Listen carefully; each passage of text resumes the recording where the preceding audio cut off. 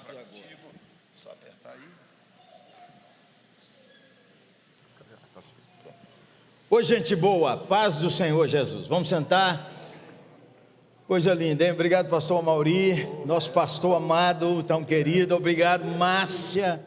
Márcia, depois que casou as filhas, remoçou. Quando ela casar o Júnior, ela vai virar adolescente. Ah, menina!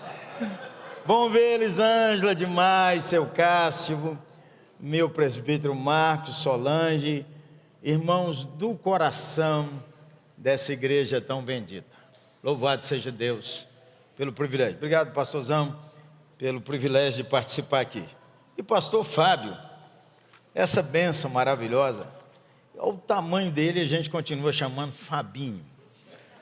Ele é Fabinho Fabão, cheio de fé do Espírito Santo.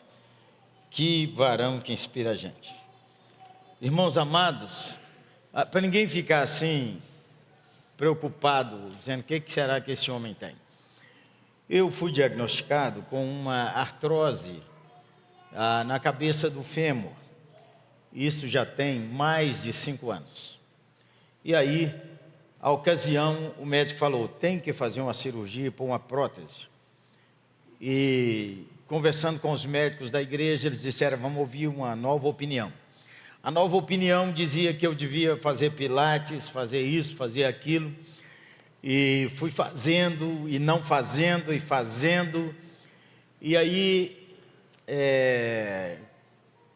quando foi agora, esse ano, as dores me atingiram.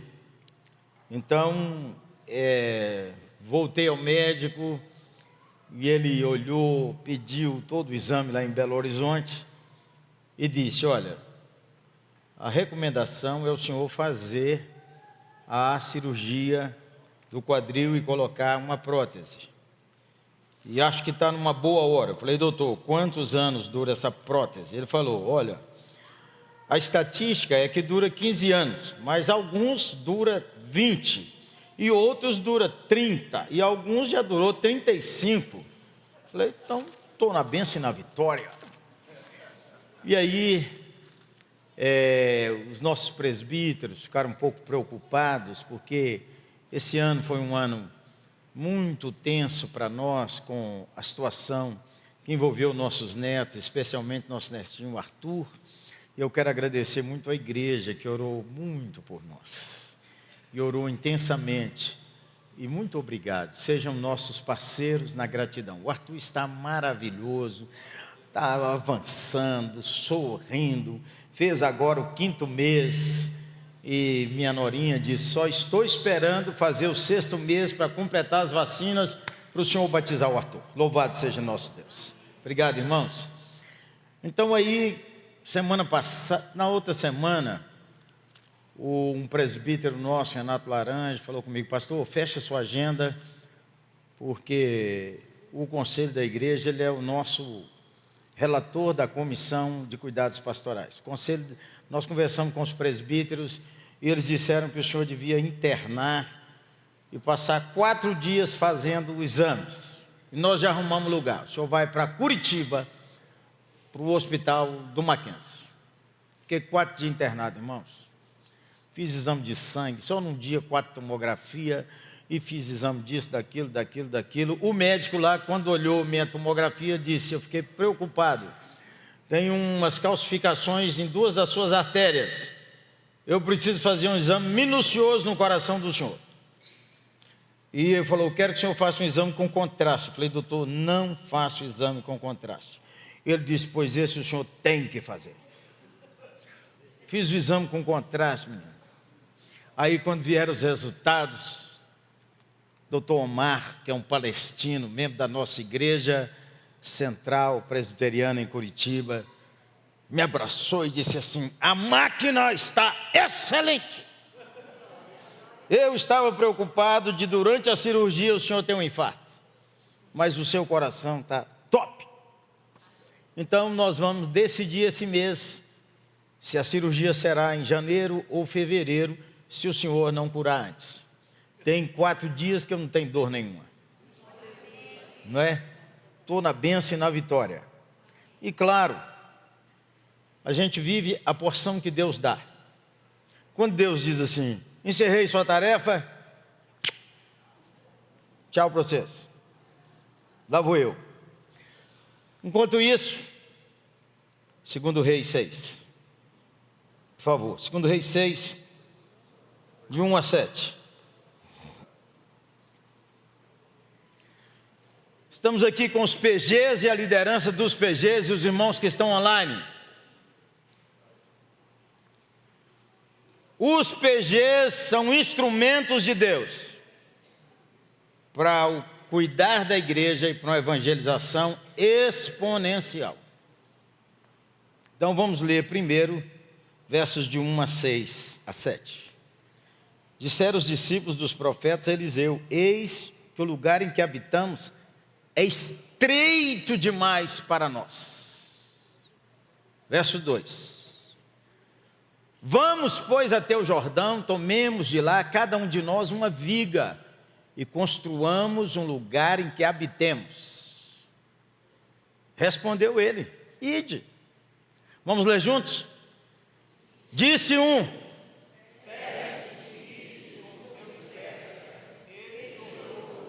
eu irei. E foi com eles, chegados ao Jordão, cortaram madeira. Verso 5.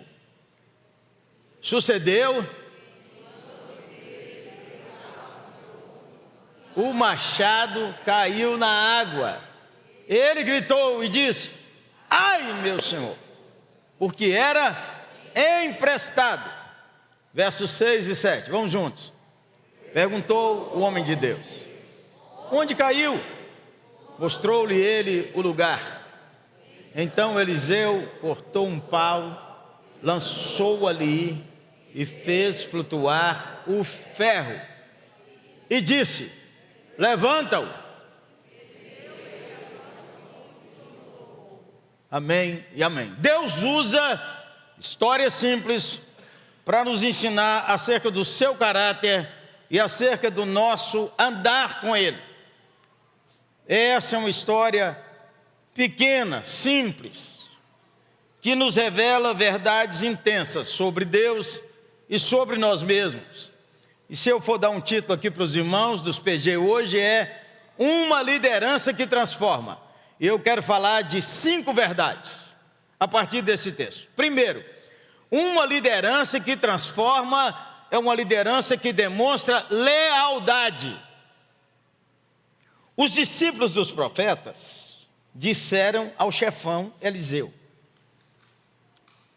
eis que o lugar em que habitamos é estreito demais para nós. Vamos, pois, até o Jordão, tomemos de lá cada um de nós uma viga e construímos um lugar em que habitemos. Respondeu ele: ide. Eles já tinham pesquisado o local, eles já tinham descoberto onde cortar madeira, eles já tinham pensado nas coisas. Depois é que nós descobrimos, um já tinha pedido um machado emprestado. Eles já estavam com tudo pensado. Mas chegaram a Eliseu e disseram: nós pensamos isso e isso. Aqui é estreito demais para nós. Nós queremos ir. O que você acha? Ide. Liderança leal honra a sua liderança maior. Não faz assim: Deus está me dizendo, e a liderança maior não sabe de nada. E a liderança maior não opina sobre nada. E é tudo pelas costas do pastor, do líder de PG, é tudo nos bastidores. Deus não trabalha assim. Sabe por quê? Porque um dos atributos de Deus é fidelidade. Só aprendemos fidelidade porque Deus é fiel. Só aprendemos fidelidade porque Deus é o único que consegue reunir amor, ódio, fidelidade, disciplina, graça, rejeição, aceitação e condenação, santidade e perfeição. Tudo junto só nele. Porque nós achamos isso é amor ou isso é ódio. Pois Deus tem amor e ódio nele, perfeitos. E quando nós compreendemos esse caráter da fidelidade de Deus e de quem é Deus, nós entendemos uma das coisas mais preciosas que é na vida do PG e na vida da igreja. A oração é um dos mistérios mais intensos. Você já parou para pensar? Como é que o Deus Santo pode parar para ouvir uma pessoa igual você e eu? Se você não compreender a ira de Deus, você não entende a oração. Porque Deus precisava aceitar um ser humano perfeito. E quando você lê a Bíblia só tem 4 capítulos que está tudo no jeito. Gênesis 1 e 2, Apocalipse 21 e 22. O resto é só confusão. É só B.O., é problema, é assassinato, é adultério, é pedofilia, é homossexualismo, é corrupção, é juiz comprado, é mentira, é confusão, é idolatria. Então como que Deus pode cumprir sua promessa e ser fiel quando Ele diz: clama a mim e responder-te-ei? Por quê? Se você e eu não compreendemos a ira de Deus, nós não entendemos isso. Então Deus tinha que ter um ser humano perfeito. Então, numa reunião da Trindade, a segunda pessoa da Trindade ofereceu para vir a gente. Essa é a primeira emoção do Natal. Jesus nasceu da Virgem e virou gente. E quando Ele se humilhou e andou nesse mundo, sem deixar de ser Deus e sendo um homem perfeito, que nunca pecou em pensamento nem omissão. Quando Ele morreu na cruz, toda a ira de Deus contra você e contra mim caiu sobre Ele. E Ele carregou todos os nossos pecados. Então o Deus fiel, que é santo e que é ira, não pode responder a um pecador, a não ser que um ser humano perfeito assumisse o lugar dele. Por isso, chegamos diante do trono pelo novo e vivo caminho que Ele abriu pelo seu sangue. Então, nossos pecados passados, presentes e futuros já foram perdoados. Você e eu não precisamos viver com culpa, porque o Deus fiel já perdoou em Cristo. Por isso que Ele diz que quando você sentir culpa, vai lá e entrega de novo. E está cheio de gente colocando culpa sobre nós. E tem muita gente que ora assim: Deus me respondeu porque eu orei muito, viu? E mas se perguntar a todo mundo, sinceramente, se ele precisa de orar mais, não tem um que vai falar assim: eu tenho que orar mais. E mesmo que você orar mais do que você está pensando, você ainda tem que orar mais. E se você orar mais do que você orou mais, você ainda tem que orar mais. E se você orar mais do que orou mais, você ainda tem que orar mais. Então não é assim que nós vamos por causa do sangue de Cristo, porque o Deus fiel nos ensina sobre o que é fidelidade. Então os discípulos de Eliseu são fiéis, porque compreendem isso, e no corpo de Cristo é assim, gente. Se não formos fiéis à nossa liderança, nós vivemos na fofoca, na maledicência, criticamos os líderes dentro de casa, o PG vira uma encrenca. Eu não gostei do culto. Peraí, o PG é lugar de falar isso? Tem um povo lá na igreja que é muito exibido. Nós somos fiéis e protegemos os irmãos. Nós somos leais aos irmãos. Os irmãos, é nossa família, gente. Nós protegemos uns aos outros. Eliseu e seus discípulos. É o vovôzão. Pois, menino, sabe que um dia desse é um presente para você que está igual eu. Alguém me fez um elogio, assim, diferente, Fabinho, Maurinho. Falou: pastorzão, pois o senhor sabe que os top são igual ao senhor. Tudo cabeça de cotonete. Vou te contar um caso, viu? Era um elogio. Bem, vou tomar até uma água.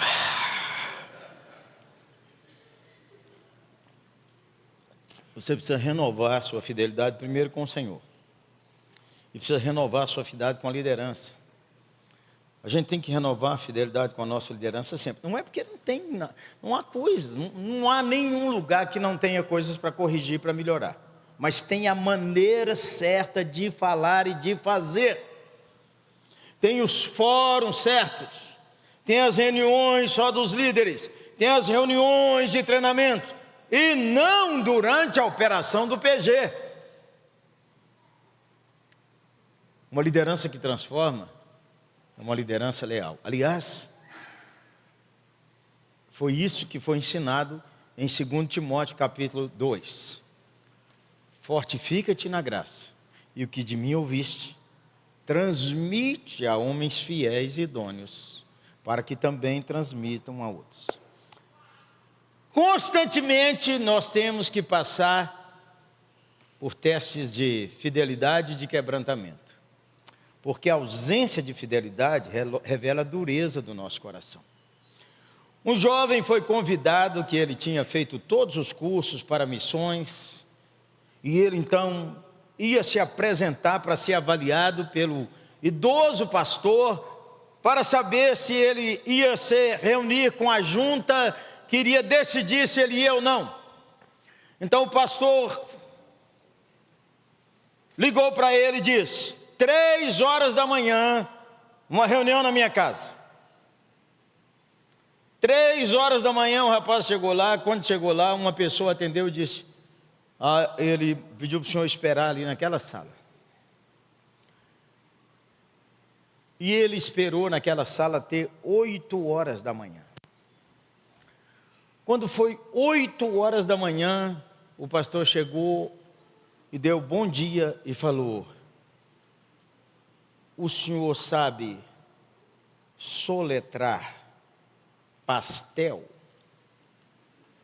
Ele disse: sei. Então soletre. P-A-S-T-E-L. Muito bem. E o senhor sabe somar 2 mais 2? Ele disse: claro. 2 mais 2 é 4. Muito obrigado. Foi um prazer tê-lo conhecido. Você pode se retirar. No outro dia, quando reuniu a junta, o pastor disse: o nosso candidato foi aprovado exponencialmente. Primeiro, ele demonstrou um espírito de sacrifício. Quando eu marquei para as 3 da manhã, e 10 para as 3 ele estava aqui e chegou para ser entrevistado. Segundo, seu temperamento foi testado, porque ele esperou de 3 às 8 da manhã. E quando ele conversou comigo, ele não demonstrou nenhuma irritação. Terceiro, ele foi testado no seu coração. Quando eu fiz a ele uma pergunta que qualquer criança responderia, e ele respondeu tranquilamente. Quarto, ele foi testado como uma pessoa que trata os outros com reverência e bondade. Quando não demorou 3 minutos a entrevista, e ele agradeceu e abraçou e foi embora. Nós precisamos de candidatos, não que tenham talentos, mas que tenham caráter, que demonstrem humildade, quebrantamento, submissão e contentamento. Ele passou em todas. Uma liderança que avança é uma liderança que é aprovada na fidelidade. Segundo, uma liderança que avança é uma liderança que almeja o crescimento. Esse lugar está muito pequeno. Nós queremos um lugar maior. E aqui nós temos 2 gerações de líderes, os mais jovens e o velhão Eliseu. E os mais jovens querem mudar, e se nós não cuidarmos, os mais velhos não querem sair do lugar. E nós, como líderes do PG, nós não estamos olhando pelo retrovisor, querendo uma igreja que está maravilhosa em 1995. Pelo contrário, nós queremos uma igreja em 2040. Então há muita gente olhando pelo retrovisor. Está muito bom, não precisa mexer em nada. É uma maravilha. Então a igreja vai avançar quando as novas gerações tiverem oportunidade de servir, de dar ideia e até de mexer no nosso conforto. As novas gerações gostam de outra música. A música nossa é a música da nossa juventude. Isso que é música. Essa molecada está cantando aí? Calma. Você precisa entender a vida. Você não pode misturar teologia, porque esse é um dos grandes debates hoje da igreja brasileira. O que ensina? A Bíblia não é mais a palavra de Deus para muita gente. A Bíblia contém a palavra de Deus. E as ideias contra a Bíblia estão insuflando, porque muita gente nossa está seguindo os influencers, que são mais coachings do que bíblicos. E não é que o coach não tem seu lugar. O coach tem seu lugar, mas o coach não é o evangelho. Então a gente tem que ter sabedoria. E aí então nós temos a teologia bíblica. É isso mesmo. Nós vamos ensinar o evangelho, que você é um pecador e você está condenado. Seu único caminho é crer e submeter a Jesus. E nós concordamos com muita gente que diz: todos os caminhos levam a Deus. Verdade. Todos os caminhos levam ao Deus juiz. Mas ao Deus Salvador é só aquele que é o caminho, a verdade e a vida. E isso é que nós ensinaremos às novas gerações, mesmo que eles gostem de outra música. Então a gente não pode confundir e misturar teologia com estética. A estética do pregador hoje está diferente do que alguns acham que um pastor devia vestir. Inclusive aquele blusa brutal, aquela, viu, mestre? Assim, mestre, ganhou disparado. Se você não pensar, a estética da igreja já mudou. Já é outra estética.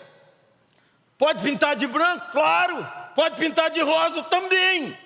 Pode pintar de azul, verde. Pode pintar de preto? Por que não pode? Isso é estética, gente. Pode pôr iluminação ali, gente do céu, senão nós misturamos as pelotas. Não pode misturar teologia com estética. Todo ano eu sou convidado para ir na Assembleia de Deus em São Cristóvão, bispo Abner Teixeira. Ele me liga e diz assim: meu pastor, a visita pastoral anual à Assembleia de Deus Mãe, no Rio de Janeiro, para celebrar a ceia, o senhor vem quando? Então, quando minha agenda combina com a dele, eu ligo para ele e digo assim: meu bispo, mandei lavar o terno. Aí ele fala: é nosso costume. Não tem problema. Pode ser de terno? Pode ser de terno. Um dos nossos pastores, o pastor Israel, um pregador maravilhoso, um pastor exponencial que os irmãos conhecem. E o pastor Israel, 27 anos, casado agora, 28, 29, 2 filhos agora. O pastor Israel chegou lá com a calça rasgada, apertadinha. Os novos pregadores, lutador de jiu-jitsu, faixa preta, levanta não sei quantos quilos. Aí, menino, quando foi no domingo seguinte, ajudar aí, né, irmão? Quando foi no domingo seguinte, o pastor Israel chegou certinho, redondinho, a blusa de manga comprida, a calça certinha, com vinco. Falei: o que aconteceu? Por que você está vestido desse jeito? Falou: ô pastor, é porque os irmãos encontraram aqui comigo dia domingo e falaram comigo assim: eu estou pedindo ao Senhor para te livrar desse espírito de pobreza. E ele falou: pastor, era a calça mais cara que eu tenho, é aquela. Falei, ó, domingo que vem eu quero você normal. Quero você com as calças rasgadas. E ó,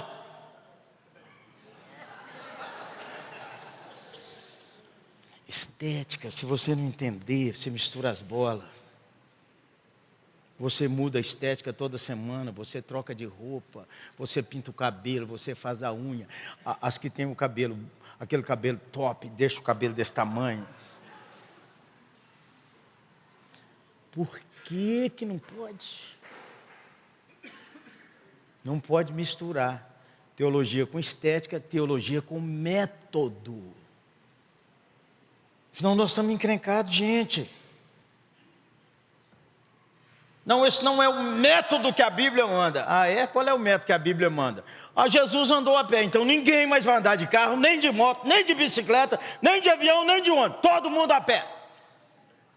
Que Jesus andou a pé. E você não caia naquela cilada que diz assim, em meu lugar, o que faria Jesus? Não caia nessa. Porque quando você faz essa pergunta, você responde com o seu sentimento. Quando a gente fala o que faria Jesus, você examina sua Bíblia. E é o que a Bíblia diz e não o que você sente.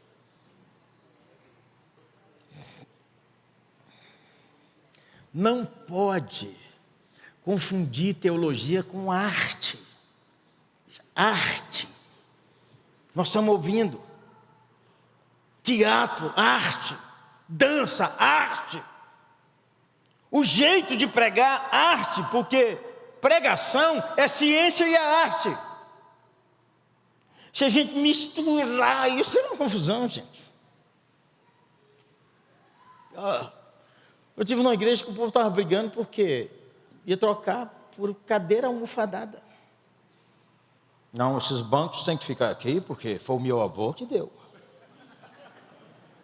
Eu era convidado, então convidado tem uma língua desse tamanho. Aí ele falou, pastor, esses bancos foi meu avô que deu. Aí eu fiquei calado. O senhor não quer falar nada não? Eu falei, melhor não, irmão. Pois eu desafio o senhor a falar. Eu falei, irmão, leva o banco para sua casa e traz suas cadeiras para cá. As cadeiras dele tudo almofadas em casa, leva o banco. Na sua casa pode ter, aqui não pode ter. Não pode confundir, gente. Cabeça quadrada demais. Eliseu, nós queremos um lugar maior. Nós almejamos o crescimento. Nós desejamos, nós achamos que nós temos mais para nós. E que nós podemos conquistar mais. Líderes de PG, digam para vocês mesmos, nós podemos conquistar mais. Ah, nosso PG está maravilhoso, já tem 20 pessoas. Devia ter 60 para multiplicar por 4. Almeje o crescimento. Almeje algo exponencial. Almeje algo que só Deus pode realizar no seu PG. Uma liderança que transforma é uma liderança que demonstra fidelidade. É uma liderança que almeja o crescimento. Terceiro, é uma liderança que protege a unidade. Protege a unidade. Eliseu, vão conosco. Se Eliseu não vai, não vai. O que significa isso? Honra teu pai e tua mãe. Nós precisamos aprender a honrar os pais, não é só quando criança não. À medida que os pais envelhecerem, os filhos que estão ficando mais velhos cuidam dos pais, cuidam dos remédios, cuidam da saúde, protegem os pais. À medida que os pais na fé envelhecem, os nossos pastores, os nossos presbíteros, os nossos diáconos, as nossas mães de oração, a igreja não chuta eles para lá. Eles são nossos pais. Nós cuidamos de nossos pais. Nós olhamos nossos pais na fé. Por isso que a nova geração tem que vir forte, igual diz Salmo 144, 12, que os nossos filhos sejam na sua mocidade como plantas viçosas, e as nossas filhas como obras de arte, como colunas trabalhadas pelo Senhor. Então, 2 palavras aos pais. Primeiro, pare de chamar a nova geração de Nutella. Porque quando você chama a nova geração de Nutella, você está dizendo que não acredita que eles são herança do Senhor. Nossos filhos, nós chamamos eles de plantas viçosas, obras de arte. Mesmo que hoje eles estejam dando trabalho, nós não vemos o que é hoje, é o que Deus faz. Outra coisa, nós também não podemos achar que os filhos da igreja, isso é porque o pai e a mãe não cuidou, não orou. Peraí, os filhos da igreja são todos nossos filhos. Se uma menina tropeça, nós é que sofremos. Se um rapaz tropeça, nós é que sofremos. Se uma filha é nossa casa, nós celebramos. Então nós protegemos a unidade. Nós não queremos que ninguém seja difamado, que ninguém seja criticado. E nós não queremos deixar Eliseu para trás. E nós não queremos ir para frente sozinhos. Então, muitas vezes, nós temos que dar passos mais brandos. Mas também não podemos ser encrenqueiros. Nossa molecada! Lá vou eu com o pastor Israel de novo. Falei, pastor Israel, pastor de adolescente. Falei, eu quero que você invente uma coisa nova aqui, os adolescentes. Eu não quero a mesmice aqui na oitava. Lá um prédio de 5 andares. Falou, pastor João, eu quero fazer um rapel. Falei, o que é isso?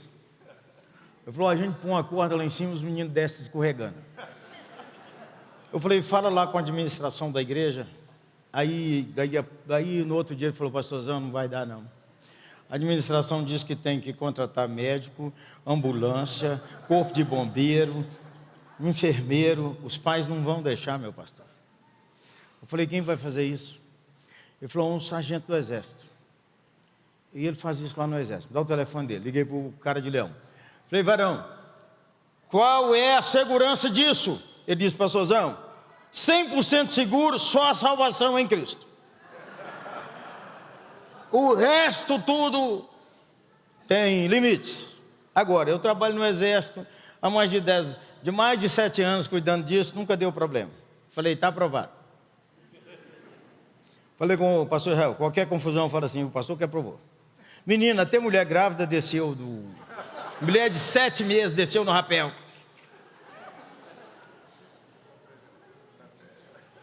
E eu não desço nem se vocês me pagarem. Presta atenção, nós protegemos a unidade. Claro, nós vivemos um tempo em que nem sempre os pais cantarão as músicas que os filhos cantam. Por quê? Nós vivemos numa época em que as coisas passam rápido. Então nós temos que proteger a unidade, porque a nova estatística do Brasil diz que o Brasil envelheceu e que agora a turma vai viver 90, 100 anos. E que a juventude está diminuindo. É claro. Os casais estão casando, querem ter um filho, ou 2 no máximo. E alguns estão casando e dizem, não vamos ter filho, vamos ter cachorro. E põe no Instagram, papai de 4 patas. Então chega lá e fala com ele assim, fala com o papai. Uau.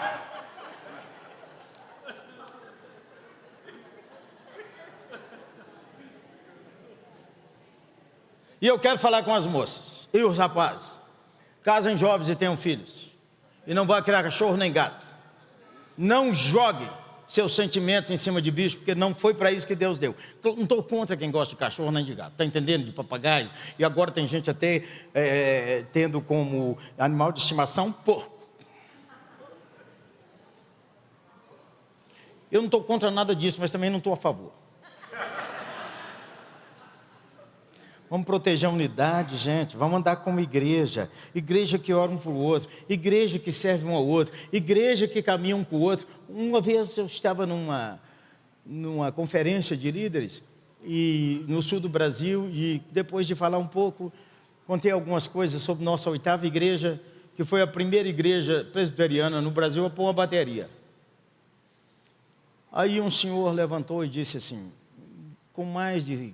e falou assim, eu quero que o senhor me convença a autorizar essa molecada para que eu autorize bateria na igreja.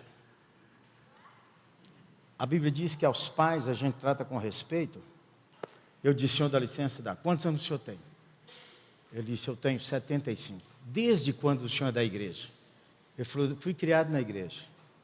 Eu falei: eu acho que seu maior gozo é se seus filhos e seus netos continuarem na igreja. Mas seus netos vão gostar, e seus filhos, de um instrumento diferente do que o senhor tocou, se o senhor foi músico. Então, não valeria a pena investir por uma coisa que não é teológica e que a gente poderia negociar? Mas eu não gosto disso. Eu falei: é isso aí. O senhor não gosta e proíbe os filhos, como muitos fazem. Os filhos não gostam e saem por rebeldia ou porque a gente foi tão duro. Ele começou a chorar. Na frente de todo mundo, ele disse: foi isso que aconteceu comigo. Meu filho queria tocar um violão na igreja, e eu falei: nessa igreja não toca instrumento que toca em cabaré. Meu filho foi tocar com os amigos no boteco. Hoje, meu filho está longe, meus netos também, porque eles disseram: meu pai é que é o dono daquele lugar. Bom, não estou desculpando a rebeldia dos filhos. Estou falando que nós, os pais, devíamos ter mais quebrantamento, porque nós não aguentamos levar a igreja mais 40 anos. Mas vamos trazer a nova geração? Vamos dar oportunidade, vamos ensinar, vamos impulsionar e vamos deixar eles prosseguir. Enquanto isso, nós protegemos a unidade. Vai falar mal dos nossos filhos? Nem pensar. Vai falar dos nossos pais? Nem pensar. Nós estamos juntos, é claro. Você e eu que temos a cabeça branca, já estudamos muita Bíblia, já lemos muita Bíblia. Ninguém aguenta uma escola dominical que vai estudar Romanos e que o professor chega e pergunta assim: Paulo, quem foi Paulo? Deus me livre da escola dominical dessa. E você sabe, a escola dominical começa assim, o cara fala: pois é, Paulo foi um apóstolo. Aliás, ele andou como eu, semana passada, eu estava andando ali na Estação da Luz, e foi embora a aula. Líderes que transformam são líderes que demonstram que são fiéis, são líderes que almejam o crescimento, são líderes que andam em unidade e são líderes que trabalham arduamente. E eles cortaram aquela madeira, menino. Eu acho que Eliseu não cortou nada não, irmão. Acho que não, acho que ele está lá olhando aquele negócio lá, deixa o pau quebrar.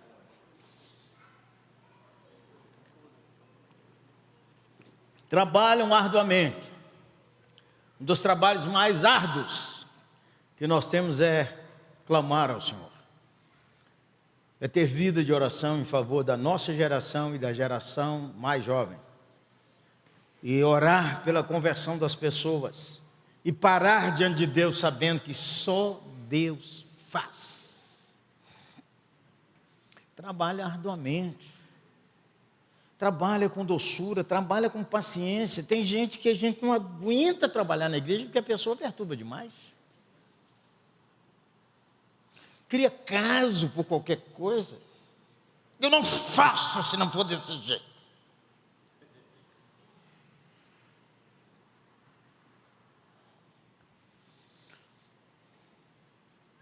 Trabalharam.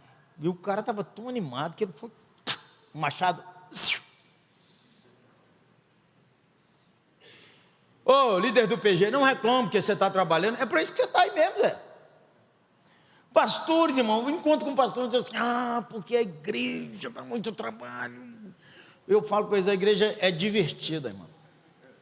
Para mim, ser pastor é diversão.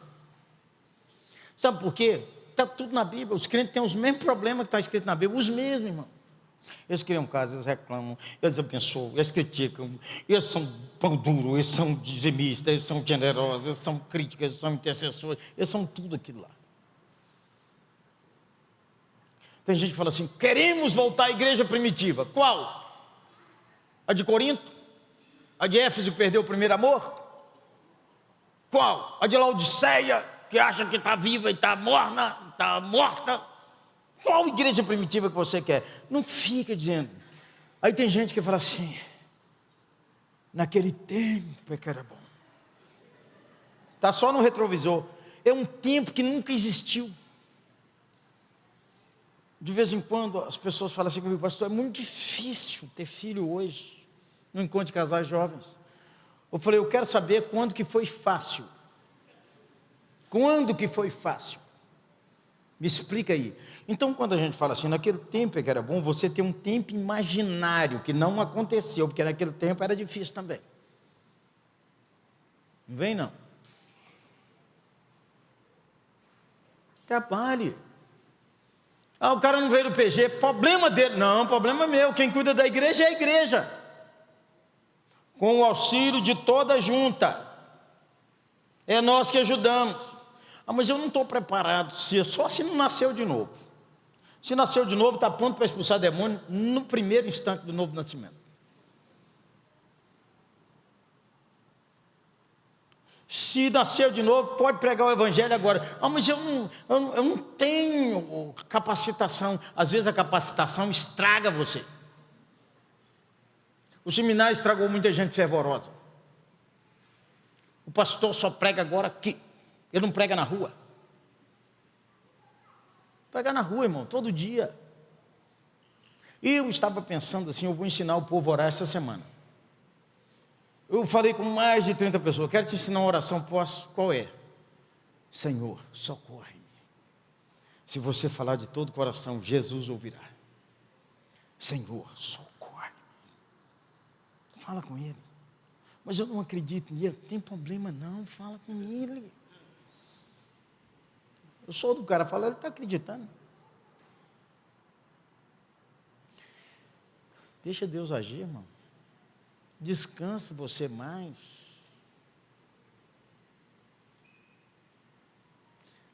Uma liderança que transforma, uma liderança fiel, leal. Porque Deus é fiel. Uma liderança que transforma é uma liderança que almeja o crescimento. Porque Deus é assim. Crescer e multiplicai, a igreja vai crescer e a igreja vai vencer até que o Senhor venha. É palavra do Senhor Jesus. Somos criados à imagem de Deus, então está dentro de nós. Como disse o Carlos Drummond de Andrade, que coisa boa que dividiram o tempo em ano, mês, dia, hora, minuto e segundo. Porque nós esperamos que a próxima hora as coisas melhorem. E nós esperamos que o mês que vem as coisas vão melhorar. E nós esperamos que o semestre que vem as coisas melhorarão. E nós esperamos que o ano que vem. Porque Deus nos criou para isso. Somos transformados todo dia de glória em glória pelo Espírito Santo. Se você nasceu de novo, não é que você está se esforçando para isso, porque o cristianismo não é esforço, é a graça de Deus transformando a gente. Uma liderança que transforma, uma liderança fiel, que almeja o crescimento, uma liderança que protege a unidade. Porque o Pai, o Filho e o Espírito Santo são um. Uma liderança que transforma, uma liderança que trabalha arduamente. Meu pai trabalha até agora e eu trabalho também. E quem conhece a graça trabalha mais do que os outros. Porque duas coisas que Deus não abençoa. Uma é a preguiça e outra é a soberba. Nós somos presbiterianos e acreditamos que só serão salvos os eleitos. Certo? Certo. Então nós não vamos pregar porque Deus vai trazer os eleitos. Certo? Errado. Porque você não sabe quem são os eleitos. É Deus que sabe. E se Deus entregasse para nós o livro dos eleitos da Penha, que Ele não vai entregar, nós vamos lá falar com o cara, seu nome está aqui, Zé. Está na hora de crer. Não acredito. Por quê? Porque não é assim. Tem que falar com Ele que Ele tem que arrepender dos pecados dele, que Jesus morreu pelos pecados dele, e que Ele tem que entregar a Cristo, e que Ele tem que se render a Cristo. E deixa Deus fazer. A baladeira de hoje pode ser nossa mulher mais empolgante no primeiro semestre do ano que vem. Então nós olhamos para as pessoas esperando o mover do Senhor. Quinto, uma liderança que transforma é uma liderança que experimenta o poder de Deus. Ei, líder do PG, fala com o Senhor, usa-me para milagres. Aliás, nós já vivemos no ambiente do milagre. Por quê? Você não fez nada para o mundo funcionar hoje. Bilhões e bilhões de estrelas estão rodando no universo. Novos planetas estão surgindo, porque o universo está se expandindo. E você tem os micróbios novos que estão nascendo. E que você vai pegar um. Ainda bem que você tem defesa. Aleluia.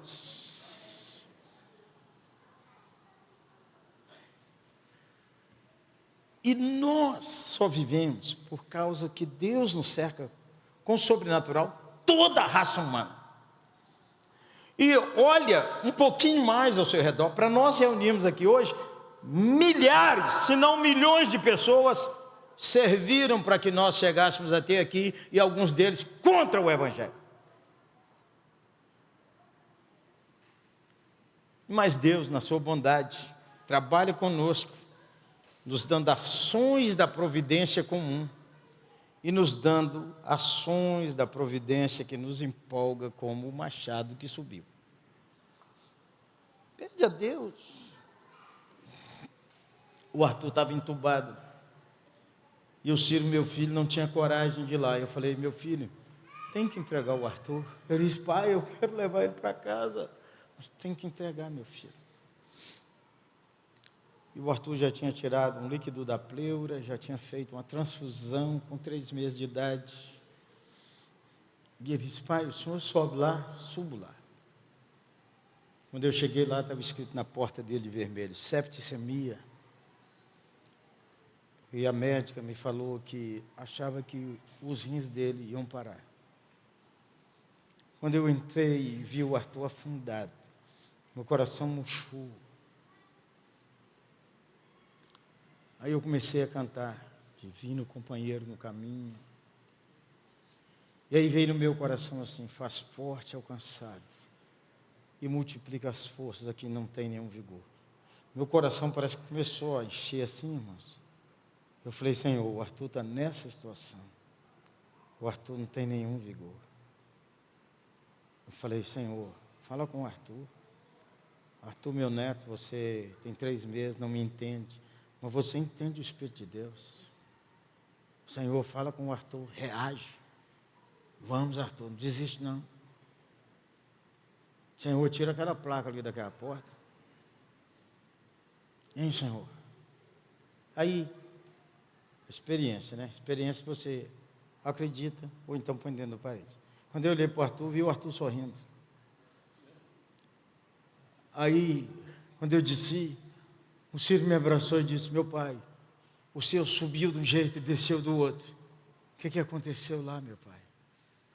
Eu falei: eu vi o Arthur sorrindo. Arthur vai voltar para casa, meu filho. Agora nós vamos orar minuto a minuto. E o povo de Deus está orando. E estamos com o Arthur lá. Coisa linda, meus irmãos. Obrigado, igreja. Uma liderança que transforma, é fiel. Alinhe seu coração com a liderança de sua igreja, primeiro com o Senhor, depois com a sua liderança. Segundo, almeje o crescimento. Nós vamos multiplicar nossas células, nós vamos formar novos líderes, e nós vamos fazer a penha, avançar, que daqui a uns dias não vai ter lugar mesmo, nós vamos ter que... Nós vamos proteger uns aos outros. Nós vamos trabalhar com sabedoria e com dedicação. Porque esse é o nosso Senhor Jesus. Ele é o exemplo, Ele é a vida da igreja. E nós vamos buscar o Senhor, para que o seu poder, que já nos tocou e nos fez novas criaturas, continue a mover o nosso coração. Acredite na providência divina.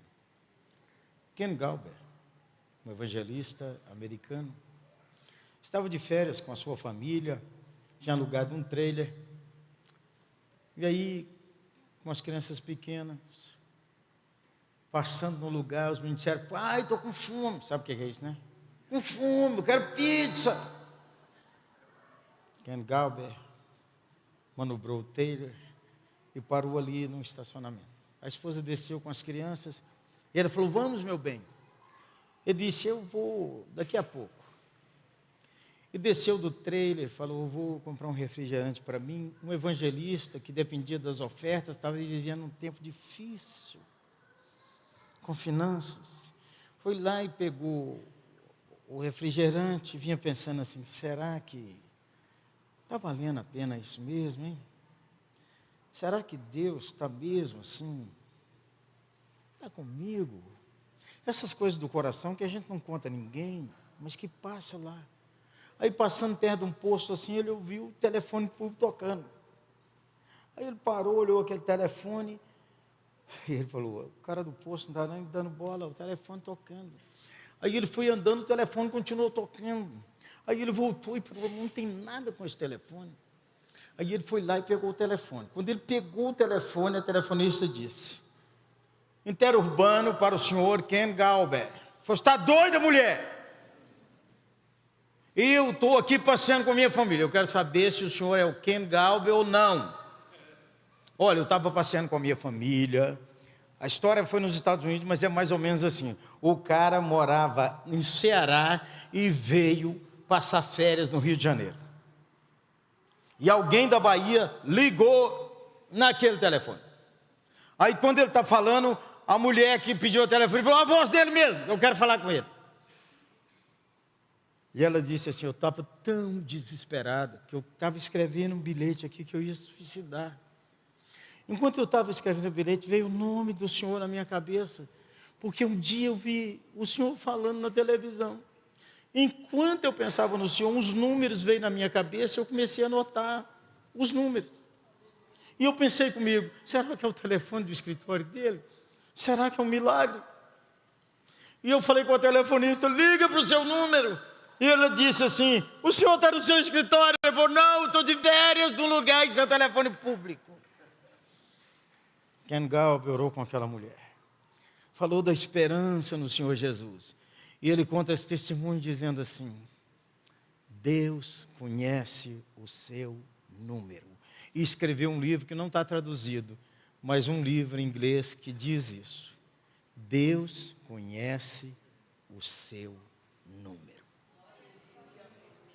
Firme na fé, gente boa. Vamos ficar em pé e orar?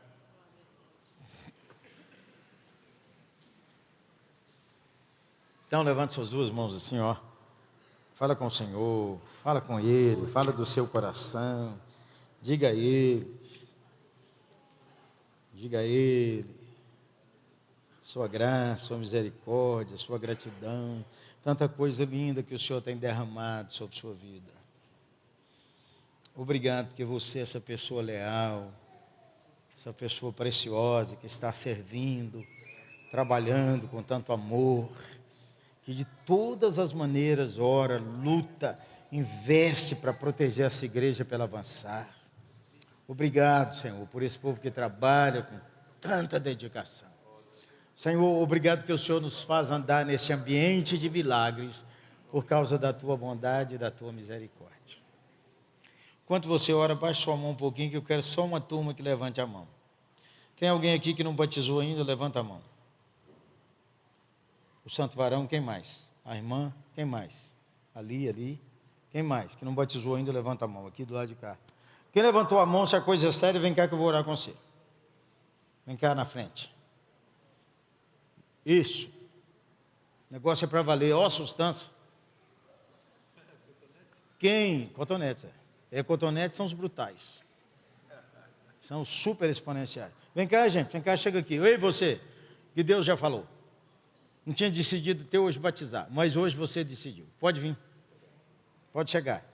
Já sabe, é para sair e vir. Isso, nós vamos esperar. Todo mundo. Isso, vem para cá mais um pouquinho.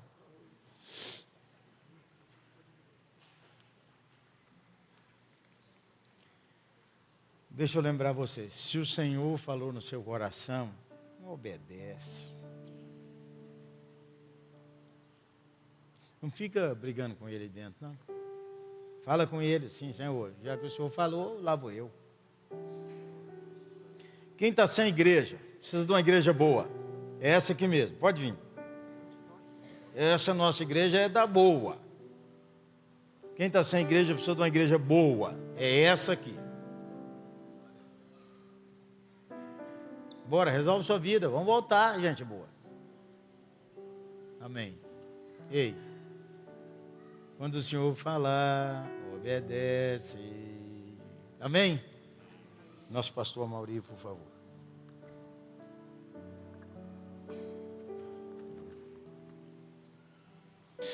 Fecha seus olhos e fala com Deus.